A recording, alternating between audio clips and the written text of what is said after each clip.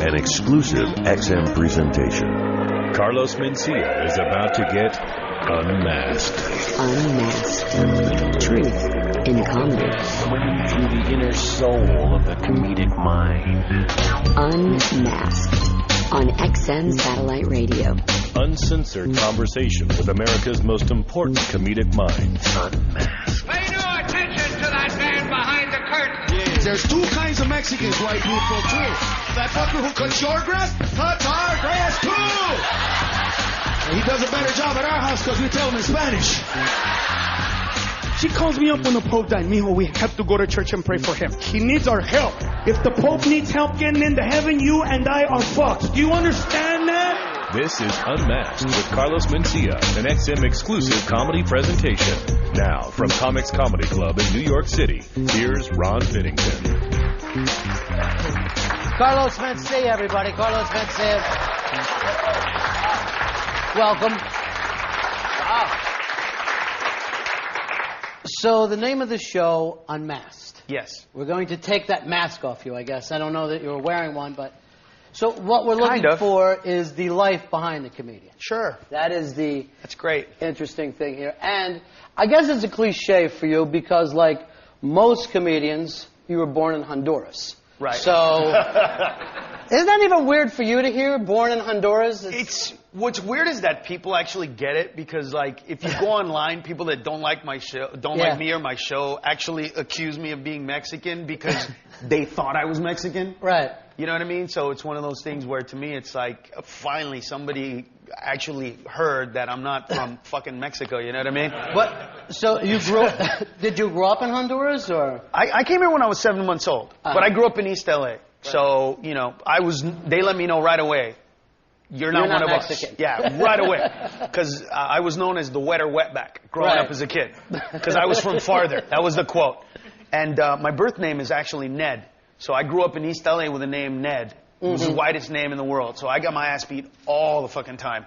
And it was one of those things where that was my life. And then when I started doing stand-up, it was the complete opposite. I would go on stage and go, hey, I'm from Honduras. And people would be like, what part of Mexico is that?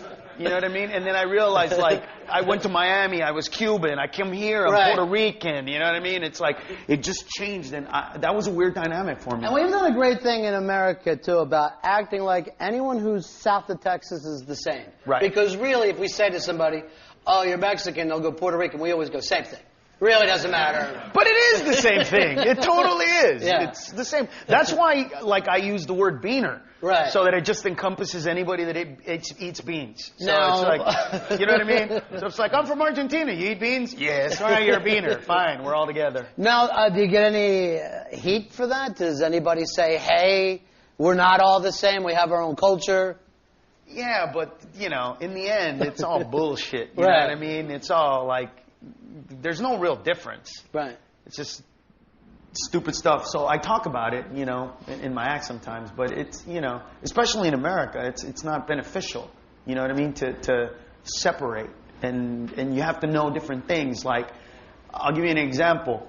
Mexican Spanish, it's like, it sounds like this. Hey, ¿qué pasó? ¿A dónde vas? Pues aquí está la cosa. Central American Spanish is more like, puta, que esa mierda, no jodas vos. Argentinian Spanish is, oye, pero ¿qué pasa con aquí? Spaniard Spanish is like, pero ¿qué pasa? Cuban Spanish and Puerto Rican, esto está de la pinga, ¿qué pasa con la mierda? And so, like, I gotta know all that shit so that when I come here, I throw that in there and Puerto Ricans are like, oh, that's cool, he knows us, you know what I mean? Like, I gotta connect that way, so it's Have you gone and worked South America or Central America and Puerto Rico? I've done Mexico and Puerto Rico, but Puerto Rico's cool.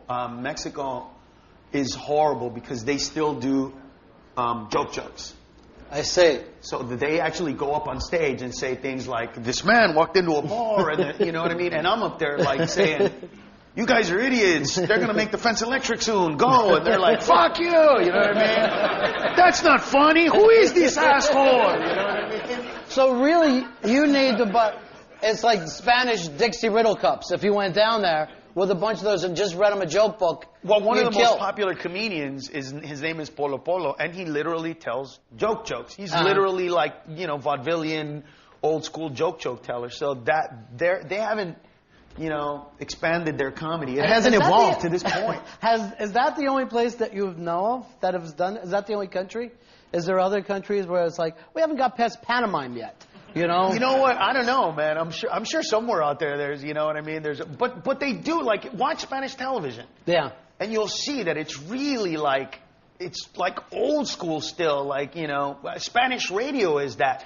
They always have like either a grandfather character or a kid character, like doing all the bad stuff. Whereas like, we don't do that anymore. Right. Here. We just, if you're going to say something bad, you go, dude, you're fucking fat. And that's it. Well, you go to a Spanish radio station and the guy goes, hey, how's it going? And then you hear a voice go, man, you're fucking fat. And you're like, where the fuck did that come from? And there's some guy like over here in the corner doing a voice of a little kid. And, and you're about to go, did that guy just call me fat? And they go, no, it's the little kid, the little baby. And you're like, oh, fuck, it's a baby, I guess. It's really weird. So it's uncomfortable. Because I'm not used to it, you know what I mean? It doesn't jive for me because then all of a sudden I feel like I gotta tell jokes and then it's a whole different format because it's math. Right. Telling a joke is math and we changed the equation. Before it was simple math. Jokes are simple math. It's if 1 + 1 is 3, then how can 2 + 2 = 3? And there's the joke. So that's a man walked into a bar, 2 Jews walk into a bar, they buy it, 2 Mexicans walk into a bar, they look at each other, you didn't see it either. Those are very simple jokes, right? Well, whereas to what we do is like really contrived, with callbacks and you set this up to make that other joke funny and I'm going to do this Mexican joke right now knowing that, 5 minutes from now I'm going to do a black joke and I'm going to say beaner right now and I'm going to say fag, and then I'm going to use the nigger word later on, and that's all going to come back to this, and when they don't laugh, I'm going to say, oh, but you fucking laughed at the beaner shit, didn't you? And then they're going to go, okay, you're right. I mean, it's very, very contrived. It's not just, going out there and saying stuff. It involves so much more. So, for you, it really comes down to math. It really is.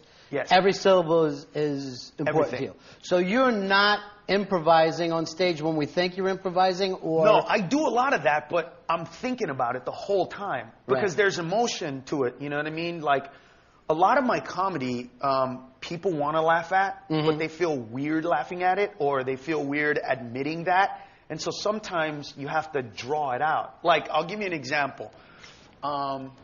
When I talk about how if you're white, as an example, that. When that guy shot up Virginia Tech, right? When they showed the picture of an Asian guy, that the majority of white people went, fuck, thank God it wasn't us. There was that moment where they did that. Well, I know that when I say that, the majority of white people are not going to react to that. Because it's like, fuck, we can't say that we felt good that it wasn't one of us. So then I have to say something like, I know you did, that's okay. And then I say, trust me, I thought it was one of my people too. Black people, and then you suck the comedy out and make them feel comfortable with laughing at that stuff first. But, I know that some things are just going to put you in the mood to get you to laugh. You know what I mean? So it's foreplay. You're doing some foreplay first before you turn around and fuck them. I'm sucking the audience's dick. Come on, white people, let me jiggle your balls. You're right. We were happy it wasn't one of us. Now I came. Yeah. There we go. And then, so like, all right. So I'll say that, but then I'll say because black people, don't talk shit about white people snapping anymore. Right. A long time ago, when anybody snapped, we all knew that's a white fucker that did it. But after the serial sniper, everything changed. Because when the serial sniper came out, black people were like, that motherfucker's a cracker. Then when they showed a picture of a black guy, they were like, oh shit, how the fuck? You know what I mean? And then they said his name was Muhammad, and that's when black people went, oh, he ain't a real nigga, fuck that, he ain't a real nigga. That's a whole different kind, that's a sand nigga. That's a different shit, And then you incorporate that, and then, then it becomes like something different, and then once you get them laughing at the subject matter, then you can go deeper into it and delve into it more. And, so you're always thinking out ahead of where the audience is at any given time. If the room's laughing, you're thinking in your head, this is going to take me this way. Or if they're not laughing, I better get back to something I know that works. No, I never do that. I never stray from a premise or a thought. It's something that I don't do. Because I feel like I'm pretty well in tune with pop culture and how people act, you know what I mean? And I don't doubt that. So you're going to say, I'm going to make this work. Sometimes it's really about making people feel comfortable. Because I see people in their comfortable situations. You know what I mean? Right. Like when I go to a golf course that would never let me be a member, but I happen to have a friend who invited me, I see those white guys acting and saying shit that I say around my friends, but they would never say that in public or at work. So I kind of go, I need to make that guy feel like I'm his friend so that we could draw that emotion and get to those punchlines. And sometimes it's hard to get there, you know what I mean? Sometimes it takes time, but the payoff is like great and enormous and fun, and that's what you got to go for. And at no point do you ever say to yourself, I'm not going to get here. I'm just, you're going to stick with it. It actually begins to piss me off. Yeah. You know what I mean? It begins to piss me off because I start to go, look, I'm trying to help. In my head, I'm saying, I'm trying to help. Why are you fighting me on this shit? Oh, you want me to prove it to you? And then I do jokes that prove it. You know what I mean? That go, 9 out of 10 serial killers are white. Pretty much everybody that's ever shot up a school that's white. There's a reason that white kids snap. It's because white people are told in this country, you can't laugh at that shit. You can't say that. You know, I could wear a shirt that says brown pride and nobody would say shit. A black guy could wear a shirt that says black pride and nobody could say shit. For all the white people listening to this that think you have the same rights as I do, wear a shirt that says white pride to work some Monday, see what fucking happens. You know what I'm saying? Exactly. You'll walk in and people will be like, what the fucking racist piece of shit? You know what I mean? And see, so those jokes, a joke like that will get a laugh, but it will also make people go, oh shit, there's a point to that. Right.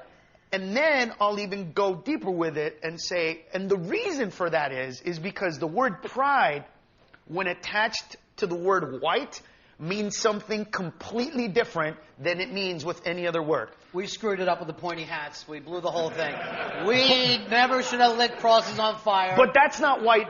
That's not white pride. That's white power. Right. You see what I'm saying? And that's what I'm saying. I get to that point where if you think of brown pride, you think of a guy going, Viva Mexico, Viva mi gente, you know, black pride, power to the people, fight the power, fight the man. White pride, what's our image? It's a whole fucking different thing. Yeah, we got carried away. But I know that. I mean, I go over it in my head. I know. We got carried away. But on the other hand, just because you think that that's how it is, that doesn't mean that you shouldn't be proud as a white guy that you created a society so fucking cool that this is the most mixed country in the world. This is the most diverse nation in the world. This is a country that idolizes guys like Chris Rock and guys like A-Rod. So it's not a bad country. So you should be proud of having created this, even though, you know, we fucked up on the way here, but we got to a great place. So white pride, there should be white pride. But if I was white, I would say I have pride of being white. And if a black guy was like, that's racist, I'd be like, no, fucker, you're still here. Because I created a country that fought for your rights. You know what I'm saying? Like shit like that. And those saying stuff like that in the middle of an act makes people go, okay, that is real, that is honest, and I see where it's coming from, and it draws them to what you're saying, and then you can be funny with it. Then you can really take it other places. The interesting thing is, if somebody, a TV critic, sees the Mine of Mencia, sees that you're out whacking every ethnic group, they're not going to do the work that you explained to us here. No. Nor do they think that the thought that you've obviously put behind this is there. Right. I mean, I can tell it's very, very But thoughtful. here's the deal. This is my third season. Last season I got criticized for doing racial jokes, right? And the criticism was, it's not necessary anymore. We don't, race isn't an issue in this country. And then this year, how many people have been fired for making racial remarks? You know what I'm saying? If it isn't such a big deal and it's over, then, you know, then why did JV and Elvis get fired for doing some stupid fucking Asian joke that everybody's done in their entire life? You know what I mean? Sure. Why are Opie and Anthony getting fucking shit for something, you know? Why is Imus getting fired for saying the word, first of all, ho, was a word invented by black people. Sure. So if they invented it and then a white person said it, obviously somebody black told somebody white what the fucking word means. So you gotta find that fucker and go, why did you let the secret out, asshole? But you can't put that stuff out there and then pretend that it ain't gonna come back to you. I mean, look, I go around the country and people will be like, hey, what's up, Beaner? I know they heard me say Beaner and they're regurgitating it and they mean it in a good way. I get that, so I'm cool with it. It's when those words are attached to a pointy hat and fire that scares the shit out of me. You know what I mean? If some guy just goes, hey, fucking spick, what's up? I'm cool with that. If he's got a gun and pointing me toward the border, then it's fucking not cool. And that's kind of how I feel about it. Do you worry, or obviously you don't worry because you put it out there, but I think the thing would be some people who don't have the gift of timing will repeat these jokes thinking like, hey, you wetback, and like, what the fuck are you talking about? Yeah. You know? Well, people that work on my show end up like getting in trouble all the time because in our environment, I let people, people say whatever. And then they'll leave the show, and they'll be around some Hispanics and go, you beaners are funny. What the fuck did you say? You know what I mean? And like, oh, I work for Ron and Mencia. And they're like, oh, okay. You know what I mean? And they get a slide. But yeah, that happens all the time. But I don't know why it's like that. That's my point. Well, here's the other side of it. Do you have management saying to you, look what happened to JV and Elvis, look what happened to Imus. Why can't you pull it back a little bit and let's keep this Mine and Mencia gravy train running for a few years, put some cash away? People do that, but I can't. I don't know how to do that. I don't know. You know what I mean? That's what I go for. That's part of who I am. Like when everybody goes right, sometimes I go, wait a minute, what's on this side? When everybody was making fun of Paris Hilton, I did a piece on the show where I defended her. And the basic premise is everybody hates her because her parents are rich, she has money, she doesn't have to work, she parties all the time, and she gets laid whenever she wants. Isn't that what we fucking all want out of life? Like, isn't that the American dream? Isn't that where we are? And to me, it's like, why are you hating her for that? You know what I mean? That you hate her because she's a celebrity that doesn't do shit? Then don't watch. And she won't be on the news. But, we create the monster, and we envy what she is, and then we're really great at building and tearing shit down. We're really great at that. You know what I mean? Yeah, we do love that. We're a phenomenal society at that. We love Tom Cruise, fucking Scientologist. He's a piece of shit. You know what I mean? And then there's that. He's a fag. Everybody knows. I mean, right. Listen, I live in Hollywood, and I'm telling you, everybody talks about Tom Cruise like they know he's gay. And I've been known to go, has anybody ever seen him kiss another guy anywhere? Like, show me one. If this guy sucks that many dicks, seriously, where's the guy going, mine? You know what I mean? Get a swab. The DNA is on the tip. Just anything? Never. And so for me, it's like I see that and I go, okay, I need to play with that. I need to get into that. I want to grab people in a different way and then make them laugh, make them think and be introspective, you know what I mean, and go a little further with what they're going through. So your feeling is if the media's going one way, there's got to be a story that's not being told. There's got to be another flip side to it. If everybody says this person's on the out, you're looking for what. I'm trying to see what. Yeah. I'm trying to see what it is, or being completely honest with it. Right. But at the same way, that's how we all kind of got into the war together, which no one remembers that it was 82% of the people that all swayed behind the media the first time. Right, but that's my point. It's that person that looks at the other side. It's that person that says sometimes, well, wait a minute, are you sure you want to do this? Or are you sure you want to go there? Are you sure you want, you know what I mean? Now, is that something that came to you later, or do you feel like you were a young comic? If you want to see how quickly I write to a situation, and I'm not trying to sell this as much as proof of what it is, on September 11th, I remember going, there's no way I can write a joke for the rest of my life. That's literally how I felt. I felt the most unfunny that I've ever felt, and I could not imagine telling a joke. And then I went to the Comedy Store on Friday, and the comedians would come out and mention 7-Eleven or do a terrorist joke, and then just step away from it. Nobody wanted to touch it. Right. They just wanted to acknowledge it. But every time they said anything about, the tragedy, the towers, anything like that, the audience would perk up. It's like they wanted people to talk about that. And at that moment, I realized I am fucking dumb enough to actually talk about this shit. And I started writing, and a week later, I came up with 1 hour of material, all based on and around the occurrences of September 11th, Middle Eastern stuff, terrorism, and all that stuff. And I recorded it. And if you can go online to my website, it's only available on my website. It's called America Rules. And if you listen to that CD, know that it was written and performed on September, I believe, 19th of 2001. And there you could see like how I write, how quickly I write, how I write to the situation, how I adapt to what's going on, and the way I approach that stuff. When you say you write, do you write on stage or you sit down? No, I can't. I only write on stage. I think of premises and then I do them on stage, but I don't actually write anything. So you got to record every show to know what you did 40 minutes ago, or? No, I pretty much like have photographic memory when it comes to my stuff. You know what I mean? I pretty much know where I'm going. It's really emotional for me, though. Yeah. I really feel it. You know what I mean? For me, it's more of an emotional trip than it is a comedic trip, because I feel comedy in anger or like, what the fuck? Like when I think of something, I go, that's stupid, that's retarded. Who the fuck would do that? Like that's how I think, and then I go, that's gonna be funny. You know what I mean? It's kind of interesting to me, though, because I see that you have the pride here. And then the reviews of the show, again, are not following you there. Right. They are not. I kind of feel like the media has no idea where you're going with this thing. Or part of that's okay for you. I don't care. But part of it is something that I can't control. Mm-hmm. And what that was is, when my show first was to come out, it was supposed to be a partner to the Chappelle Show.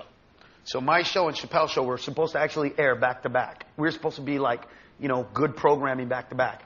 And then he went away. And as soon as that happened, people don't know about pre-production. They just go, he's gone, and they put this guy in there. So a lot of people thought I was a replacement for the Chappelle Show. And it garnered a shitload of, negativity because people wanted to see Chappelle. And so they were like, who is this guy? And what is this guy doing? And why is he doing racial stuff? That's not, his gig. And so as soon as that happened, a lot of people just, especially the media, went that other way.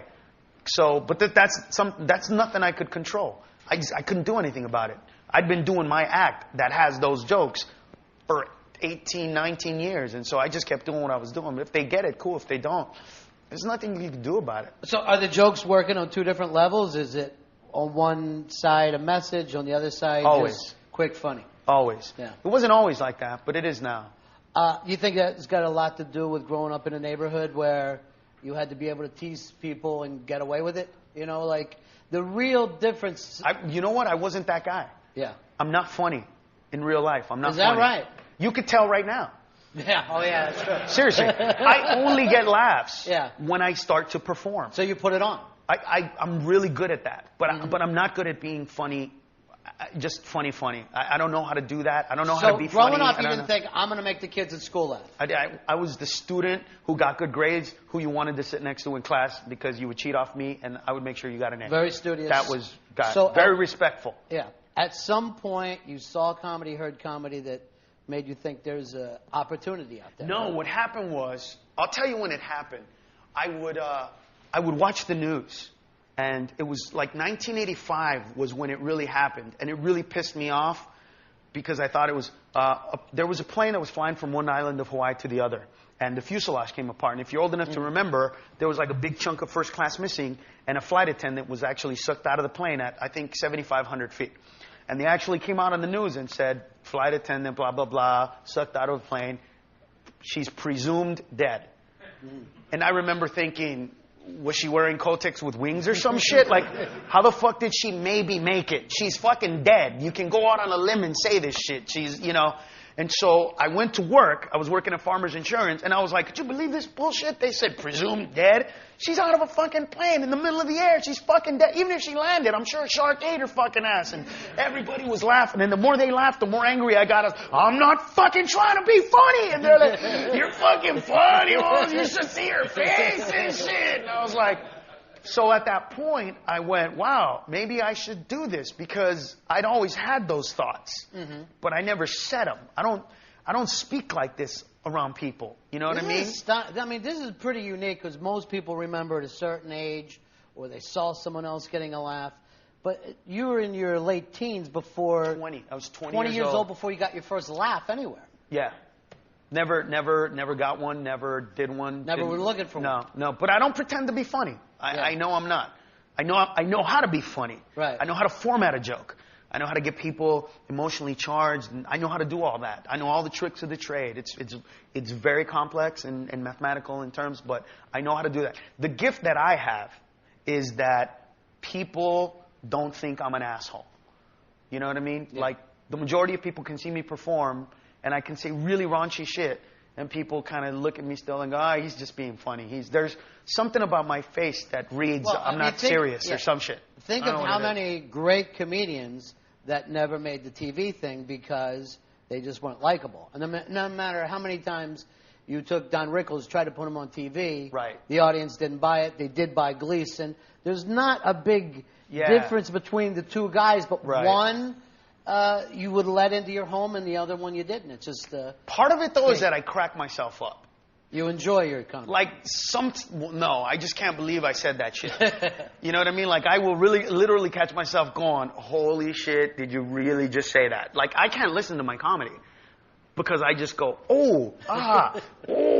Like, I find myself saying, how could you say that? But when I'm on this stage and there's an audience, for me, it's like, as soon as you walked in that door, you know that everything I'm about to say is intended to be a joke. And if you don't get that, you're a fucking idiot and get the fuck out.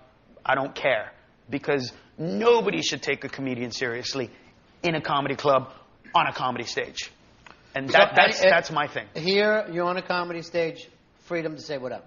Whatever. Yeah. Because I'm being funny. Right. I don't have to tell people it's a joke. That's redundant. You know what I mean? It's the stupidest thing ever. So there's no harm, no foul. You know what I mean? First time you walked into a comedy club, what club was it? The Laugh Factory on Sunset. And I bought a joke book that morning and read the whole fucking thing. And you're 20. Yeah, and you're Mexican, really. When you look at this whole thing, you're ready to be a Mexican comic. Yeah, I didn't know what to do, man. I really didn't. I was like, I have no jokes. I don't know what I'm writing.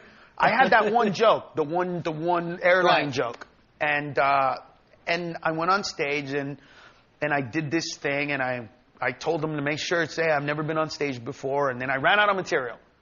Like 3 minutes into it, I ran out of whatever 5 jokes I thought were funny from the book. Right. And I got off stage, and the owner of the club was like, buddy, this act you do, buddy, about the first time, and then you run out of material, buddy. That's a great gimmick, buddy.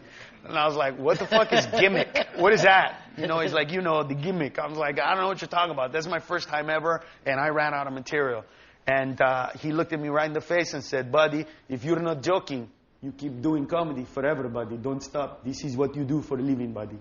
And from that night, I quit going to college. I was going to get a degree in engineering at a university, and I stopped working at Farmers Insurance.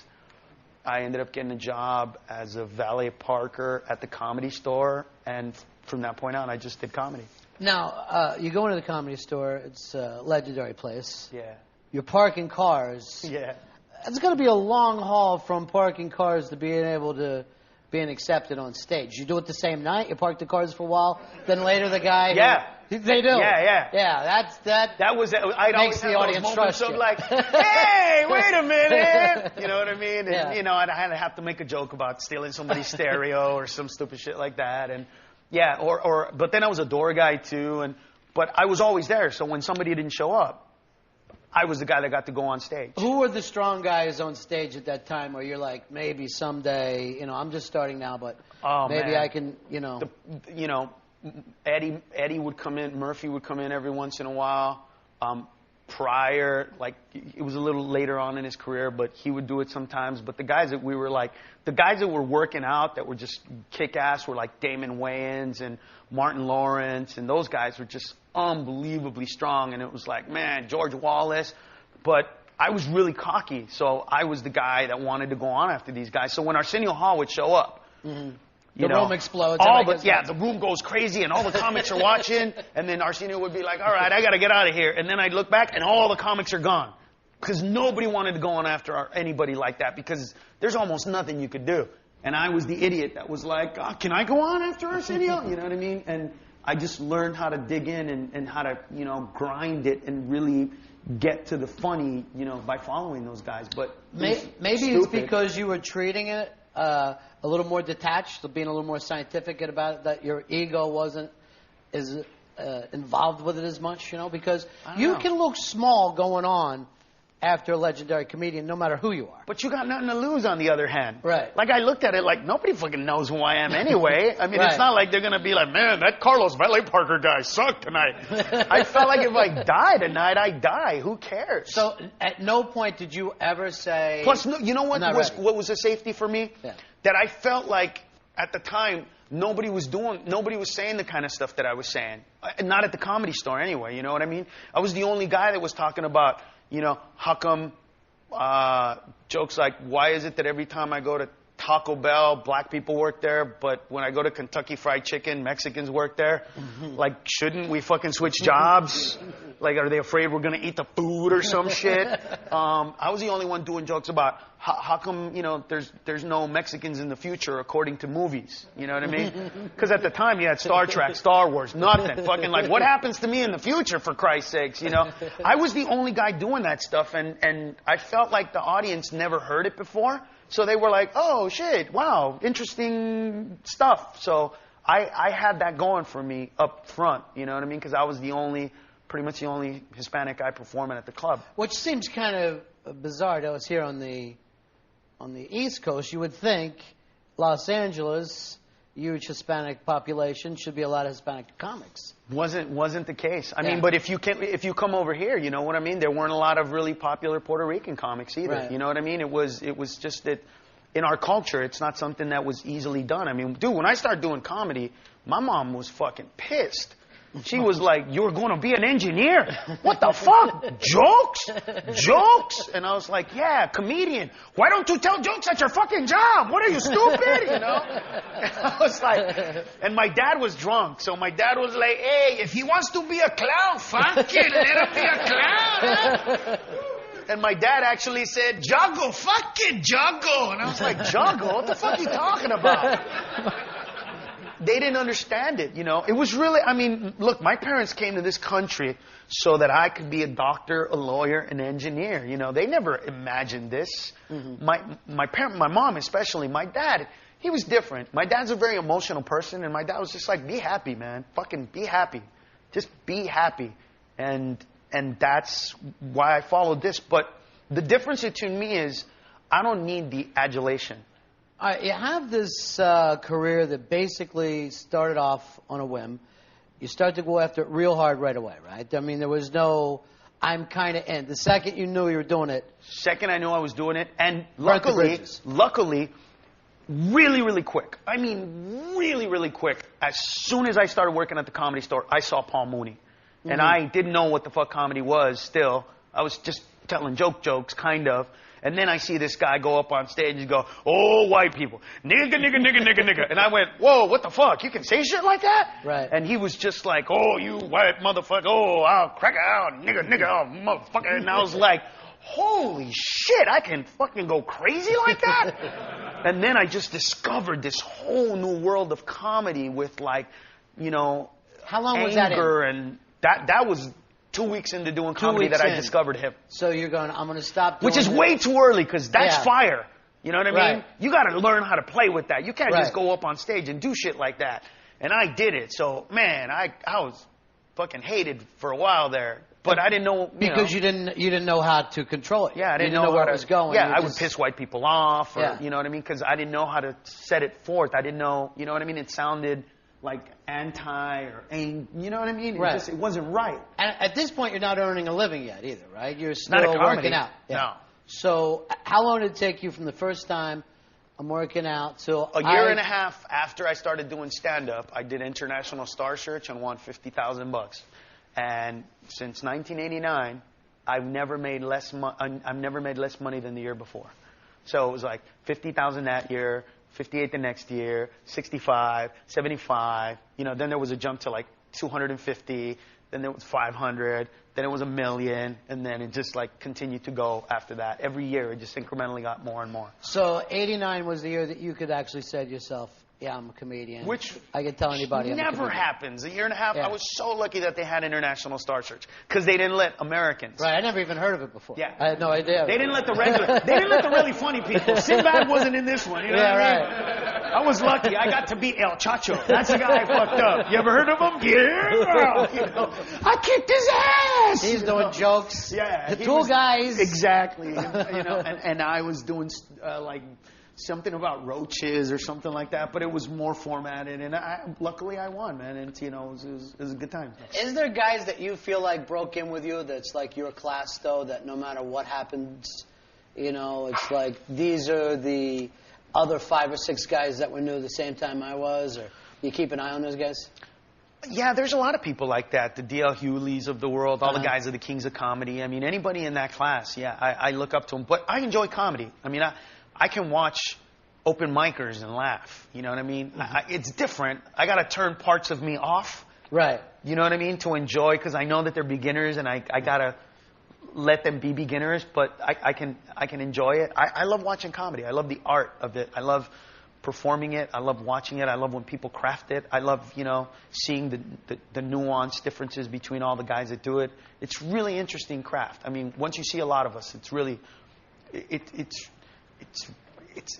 there aren't any words to describe how I feel about stand-up. And you kind of feel that it's the same no matter what the act is. Like, say, Jerry Seinfeld, you feel like, yeah, we're both comedians, or some prop act. You all feel like you guys do the same thing. I fucking hate people that try to classify guys like Jerry or fucking Carrot Top. You think he's funny? What the fuck? It's like, I hate when people try to put down comics just because they're selling tickets or putting down their audience. I fucking hate when I go on the internet and they say shit like, yeah, well, you know, everybody that goes and watches Larry the Cable Guy is a fucking idiot. No, maybe they like his fucking comedy. Maybe for a minute they want to forget. Maybe they just don't want to think about shit and Get Her Done is their moment of fucking happiness. I don't know. But just, you know what I mean? Like, I fucking hate people like that. Right. Like, I walked out of Transformer, happy as shit, because I felt like a kid again. Happy, fucking smiling, my friend. You didn't like that piece of shit movie, did you? I was like, you're an asshole. Did you? I was fucking happy a second ago. I was smiling. I was like, whoop-de-doo, and fucking Dick had to fuck the movie up for me. And, you know, I hate that. It's like, my fans are not retarded. My fans like that I make them laugh. That's it. Don't fucking put people down because they don't think you're funny. If they don't think you're funny, then find who thinks you're funny or realize you're not fucking funny. You know what I mean? Change what you do, but don't like piss on, you know, everybody who's fucking Dice. Let me tell you about Dice. Let me tell you about fucking Dice. Dice sold out Madison Square Garden. Show me one fucking ticket stub with your name on it, not a comedy club, like a real fucking ticket sale. Well, I mean, I'm not there yet because... Suck a dick. Fuck you. I hate that shit. You know, don't put people down if you don't know how to get there. But that's just general in life. It fucking annoys me. You know, particularly now, like you said, the same benefits that you get out of the internet. Yeah. Whoever has a site dedicated to them also now has a site that's the anti-site about you. The I fucking hate you site. Yeah, right. It's cool. Yeah. It's cool. The only thing that sucks is when people buy into that stuff without actually researching it or thinking about it, or you know what I mean? That's annoying, but there's nothing you can do about it, so you just move on. That's the only annoying part, is when people just don't think about something. Right. You know what I mean? And you're like, you know, really? Think about that for 2 seconds. Just think about that. And then you go, okay, well, fuck it. Well, you know, I'm going to give the audience a little time. They want to ask you some questions, too. But I wanted to go through, you know, hearing about your career, seeing the way it's kind of banked since '89. Do you have a goal? Is it movies next? Do you want to know where you want to be in 5-10 years? You know what? I'm getting movie offers. I have 2 movie deals. I'm coming out in the new Farrelly Brothers movie with Ben Stiller on October 5th. So that part of my career is gone. But nah, man. Listen, I wanted to make enough money to buy my parents a house. That's all I ever wanted, dude. And my mom has a house, and my dad has a house, and I have, you know, a home, and I got basically my wife a home in her hometown in Roseburg, Oregon, and it's all gravy from now on. It really is. How good was that day when you could turn those keys over to your mom? It was just awesome, man. It was, you know, I mean, it was everything I told her that would happen, that I had no fucking idea would really happen, but I had to. You know what I mean? Sure. Like when your mom goes, "Are you really going to make it?" You can't go, "Well, I have doubts." You know, you can't fucking say that. You gotta believe. I'm not sure, Mom. There's a lot of funny people out there. You know, you go with it, man. And I was balls to the wall. And you know, look, I'm gonna be honest with you. Some of the relationships with other comics that I have that have not been great are partially my fault, because I was a really cocky motherfucker when I was a kid. Mm-hmm. You know, I remember George Lopez came up to me once, and we were at a comedy club outside, and he said, "Hey man, you're fucking doing my Taco Bell joke." And I said, "Bro, I can't believe that you would think that two beaners aren't going to think of a fucking Taco Bell joke." And he's like, "Well, I think you stole it from me." And I was like, "I swear to God I didn't." And he said, "Well, then you should stop doing it, because I do that joke, or a version of that joke, and I've been doing it longer than you, and out of respect, you should not do it." And you know what? If that was today, if that was right now, I would say, point taken, bro. I'll stop doing it. But I was a little cocky motherfucker that wanted to conquer the world, and I didn't want to be as funny as Richard Pryor. I wanted to be funnier. I wanted to be funnier than Lopez and Rodriguez and Freddie Prinze and Carlin. And, you know, when Guy says to me I'm supposed to respect him, I was like, fuck you, dude. So him being pissed off at me for being an asshole I get it, you know. But I had to be that way at the time. This is not an easy place to be, sure, man. Comedy is fucking competitive, and comedians in the back, you know, they all want you to bomb, and they all want you to, you know, fail. And it's just because I'm the director, I'm the writer, I'm the producer. We're egocentric, we're self-centered. Everything is about us. And, you know, we're very competitive also. You know, don't kid yourself. When there's a lineup of 8 comedians, they all want to be the funniest that night. Every single fucking one of us.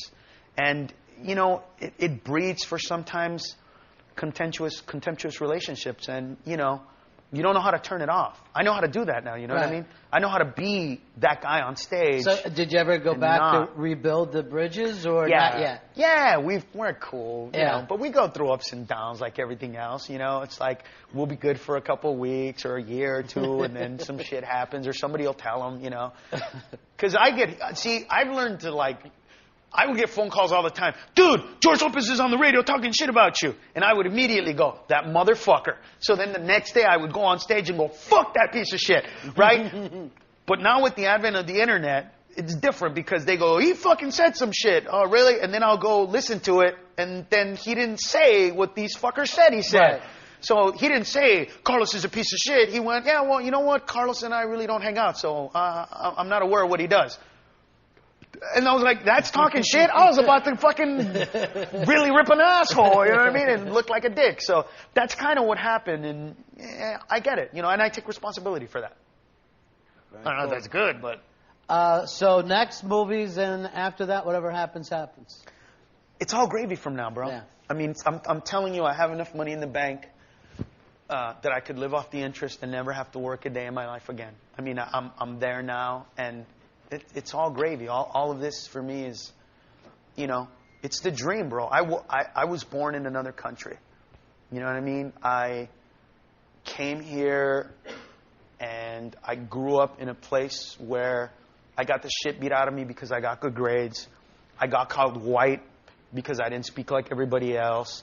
You know, I came from all of that to being what I am now, and, you know, to being a celebrity and being a role model to certain people. I mean, for me, you can't go farther than that. You know, I mean, if I do, God bless, but this is amazing. It's an amazing trip. You know, I couldn't write a movie about all the things that I've done and where I've been and, you know, where I came from. I go back to visit my family in Honduras, and we literally live in a village. They live in a village. I'm not talking about a city or I mean a village. No electricity, no water, no anything. And by the grace of God, I'm not there. Do you know what I'm saying? And when I was 12, my classes were so advanced that I took this really difficult test. But anyway, I didn't go to school from the 6th grade to the 10th grade. I got skipped. So I went from 6th grade to 10th grade. I didn't go to those 3 grades. My dad did not want me to skip all those grades and hang out with older people. He thought it would fuck me up. So he sent me to Honduras, where I worked. Like hard labor, cornfield, fucking chopping trees down, worked at the age of 12 for 3 years. And I didn't go to school. And then when I came back, I went right back into 10th grade. So for 3 years, I didn't go to school. But it taught me that that's who I could have been. You know what I mean? I could have been that guy, and I'm not. And so when my family asks me for money, I'm cool with it. You know what I mean? When I fucking laugh at it actually now. You know, it's laughable. But I get it. I get who I am. I understand it. And I'm totally happy with it, man. I'm at peace with where I am right now. And everything else from here on out is just gravy. So when people come up to me on the street, I stop. When people ask for autographs, I stop. You know what I mean? My mouth full, I'll sign it. You know what I mean? It never stops. And it never stops, by the way. People come up to me while I'm eating. I know people do this all the time, and I fucking hate to be the one. But you're going to do it. Yeah, I'm going to do it. You know what I mean? And I just sign it because it's without those people, I wouldn't have a show or I wouldn't sell tickets. And I get it, and I'm cool with it. And that's my lifestyle, and, you know, I'm blown away by it. Dude, I'm shitty. I was fucking freaking out yesterday because the paparazzi was waiting for me at my hotel. There's like 10 fucking guys with cameras, and I'm like, they're not here for me. Somebody's coming. There's got to be somebody coming, right? Can't be for fucking Carlos. I get out, Carlos, and I was like, get the fuck out of here. So then I went inside the hotel, and I kind of hid to see if they were like waiting for somebody else, and they dispersed after I went through, and I was like, they're fucking taking pictures of me, you know. And then I went out, come back, I got more poses. Come back, you know. It was crazy, man. It was awesome. That's no more road blowjobs for you, buddy. That's You know what's funny? I told my personal assistant, I went, man, if I wanted to cheat on my wife, fuck, those days are over. Son of a bitch, there's no anonymity anymore. Shit. Carlos Mencia, let him hear it, guys. He's excellent. Take some questions. You got a couple minutes, or you got a rock? We'll take I got minutes. A couple of questions. Hi. Well, I was just impressed just because, you know, creating a dialogue and, you know, creating awareness in a roundabout sort of way through comedy. And I was just wondering if you had any specific, you know, causes that you are, you know, passionate about that you're maybe want to pursue later. Huh? I think my biggest passion is that I feel like we as Americans tout freedom of speech as this pinnacle of our society, as the great thing that we've done, and yet we're so easy to shut other people down when they say things that we don't understand or that we don't get or that we don't, you know, and it makes people quiet themselves. And for me, I think my biggest passion is making sure that people say what they want and say what they're thinking, because the day that you die, that's what you're going to regret. You'll regret not having said what you wanted to say. And if there's anything like a big picture message in my stand-up, it's like that's the point of having freedom of speech in a free society, is to say what you want, is to feel what you want, is to go for it. You know what I mean? Comedy clubs hated me when I used to perform at comedy clubs. Like, if I would have come here back in the day, they would have loved me, but the fucking waitstaff would have hated me. Why? Because I would do 2-hour shows. So the 7 o'clock show would start on time, the 9 o'clock show would start at 9:45 or 10, and the 10 o'clock, 11 o'clock show would start at 12:30. But my fans were okay with it because they understood he's going to give us a long show too. But the waitstaff was like, oh, can we leave already? Shit, you know what I mean? But I really approached every single show like, this is my last show. What if this is it? I got more shit to say right now. And then luckily there was another show. And then the next time I was like, I got more shit to say. Fuck, you know what I mean? I always treat every day as if it's my last day. I don't know how to not do that. And so for me, if I can enrich somebody's life by passing on that passion for, you know, what could be and what should be, then that's pretty badass for me, because that's what I really want to do. I mean, other than, of course, don't misunderstand me. Right now, I'm not doing stand-up. This is a different kind of a feel. Everything I do is embedded in comedy. I don't say shit just to say it. There's always a point. It's always either going to be funny or going to make something else funny as a setup to a joke. I'm not preaching up there, but within the context of that, yeah, I really want to be a teacher and help out. I feel like God gave me a gift, and I should do something with this gift more responsible than just tell dick jokes and make people laugh. You know what I mean? Carlos Mencia, let him hear it. I'll take more. Good more? Yeah, I'll take more. Got more? If anybody has another question, I'll take another question. All right, so, you talked a lot about the younger comedians Yes. that you've worked with. Yeah. The future of comedy, the future of stand-up, if you could buy us all a ticket to see one, maybe two performers, who would it be? If I could buy you a ticket, there's going to be a guy on my show. I can't tell you what episode it is. I wish I could. His name is Brian Holtzman. He performs pretty much at the Comedy Store. The guy is fucking brilliant. He hasn't learned how to tame the beast yet, but the rawness of what he does is so undeniably spectacular that I wish more people knew him. So I actually put him on the show, and we created a space for him to do what he does, even though it's really short. He's the guy, the one guy that I would say, you got to go check that out. But I fear for the future of comedy, not in the long run, but in the short run, because I've been accused of stealing jokes. Now, if you hear this right now, you can see how passionate I am about what I do. There's no way I would take somebody else's shit. Are there premises that I do that other people do? Hey, listen, I've done probably 12 hours to 20 hours of recorded material. Fuck yeah, I do. But I would never do that. But what's happening today is that shit is going around so much that people, they think it's going to create creativity. A lot of these young guys think, well, if we keep doing that, then we're going to create an atmosphere where people don't step on each other's shit. The problem is, we all have moms. We all went to school. We all have family. All of a sudden, you're going to find comedians doing jokes about, fucking, did you ever notice that Mars is bigger than Jupiter? Because nobody fucking did it. And that's really bad for comedy. And it's revealing the curtain. It's revealing, you don't want to do that. If you like Larry the Cable Guy, watch Larry the Cable Guy. If you like Chris Rock, watch Chris Rock. If you like Larry the Cable Guy and Chris Rock, watch Larry the Cable Guy and watch Chris Rock.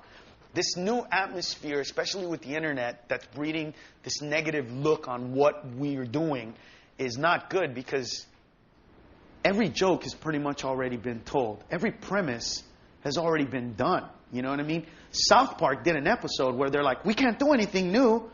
The Simpsons fucking did everything already.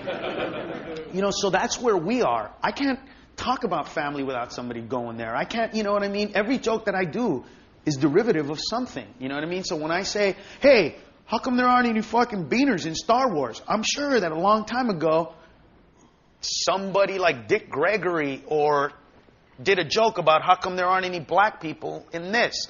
And I'm sure that it's a derivative of that. But I'm not going to stop doing that by fear of somebody getting that. But a lot of these young comics don't get that shit. Is some of that stuff hurting you, or is not me? No, because I have fans. Wise. Yeah. No, it's not hurting me because I have fans, and my fans, they've seen me long enough to go, no, he doesn't fucking do that, and they get it. And if you look, I'm not a stupid guy. So if you go online, there's a joke that I do and there's a joke that Bill Cosby does that are like unbelievably similar, to the point where when I saw it, I almost fucking threw up. I was like, oh man, how did nobody tell me this shit? You know what I mean? But when you look at it, think about how intelligent I am and think, that guy's an icon. Would I fucking ever be stupid enough to do a word for word almost translation of a joke of somebody who's that iconic, who did it in an iconic special? No. I never was into Bill Cosby growing up. I was into the edgier, crazier fucking guys. But isn't the same thing happening with Dane, too? Isn't he kind of going through the same thing? Both you guys kind of broke after the YouTube. Yeah, Dane and me. But before it was Robin Williams, and before that it was Milton Berle and Henny Youngman. And I mean, it's gone on for a long time. But it was always brought up to the public. No, it was never brought up to the public. It was amongst us. Yeah. This taking it to the next level is revealing something that audiences shouldn't see. And that's that we all are pretty much talking about the same shit. It's more about the delivery. And that's bad. Because it takes away from you thinking somebody's a genius. It takes away from you thinking, oh, that guy's great. You know what I mean? It takes away from that because then all of a sudden it's like, oh, he's just a good deliverer of jokes. Right. Which is not true because we craft our shit in different ways, even though it's a similar premise. You know what I mean? But you could see that going on every night. If you have a TiVo, if you have two TiVos, watch Conan, watch, you know, whomever you want to watch and record the other two shows. Yeah. Especially when something big goes down. Mm-hmm. And I guarantee you that 2 or 3 jokes will be pretty much the exact same thing. Because we swim in the same pond. Because they're obvious jokes and you got to do them. Yeah, but that's bad because these guys think that they're doing something good for comedy. And I personally don't think that they are. I personally think that they're making a lot of younger guys second guess themselves and fuck themselves and, you know, not be just innate to what they do and try to think outside the box. And it's like, look, whatever you think is funny, if it's in your head and you wrote it and it's yours, do it. That's what it's all about. Because that's the stuff that's going to sell. The stuff that we really feel. You know what I mean? I guarantee you that Jerry Seinfeld doesn't just write jokes. He literally put 12 pairs of socks in the dryer and only 11 came out. And he was like, where are all the fucking socks? I guarantee you he actually did that shit. I put 12 in, only 11 came out. Where are the socks? You know what I mean? It's very, and sometimes I'm aware of that stuff. But, you know, I had a fight with my wife the other day because I throw my clothes on the floor on my side of the room. But there's 3 distinct piles. And she's always, so she, like a smartass, brings a hamper into the room. And I'm like, what the fuck is this? It's a hamper, so you learn where to put your dirty clothes instead of throwing them on the floor. And I was like, why is it that as a guy, I got to respect all the shit that you do, and it's genius, but you don't respect my fucking system? And she's like, well, what's your system? Throw it on the floor? I know. Look at the fucking 3 different piles. This pile, I'm definitely going to fucking wash. This pile, I'm definitely going to wear again. And the pile in the middle, I got to see and smell to see what fucking other pile it goes into. Right? Now, look, you guys laughed. I could tell you right now, that is not the most original premise in the world. I guarantee you that I've never heard anybody say it, but I guarantee you that some of the comic has said that shit because that's what we do. So the dilemma goes here. Should I not say that shit even though it happened to me because maybe, possibly some fucking guy somewhere had the same experience with some other woman? No. Fuck no. The problem is I'm Carlos Mencia and I can do that. I have a fan base. What about, you know, Charles Gooden? And that's a made-up name, but what about that guy? You know what I mean? He's going to get fucking nailed when he shouldn't because he's just being himself. Now, there are guys that steal shit, and those guys should get their ass beat, and I'll fucking join in and beat the fuck out of them because it's hard to write some shit and for somebody to just see you, you know. Trust me, I know. I mean, I've gone to clubs, and there are people, you know. I've actually walked into a club, and the guy went, "Dee-dee-dee," and I was like, you fucking piece of shit. That's fucking mine. You can't steal that. That's like stealing Did or Done. What the fuck is that all about, you know? But you know, whatever. I deal with it in my own way. But I think it's bad, man. I don't think it's positive. I think it breeds negativity. I think it makes fans choose. Why can't somebody like my comedy and Joe Rogan's at the same time?